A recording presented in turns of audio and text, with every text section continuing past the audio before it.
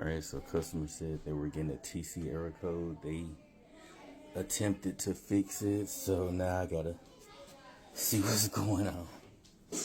Man, this is crazy.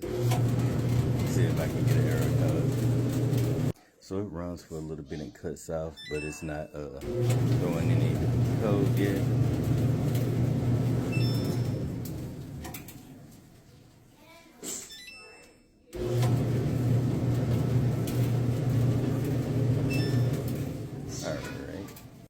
Alright, so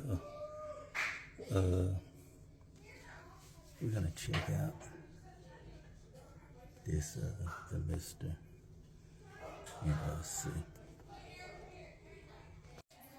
And we took the old one out. Here's the new one we're about to get ready to put in.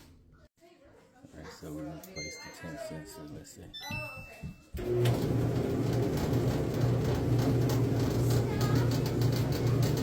So we're good to go. Alright, so we just got done putting in the piece, so it's good to go.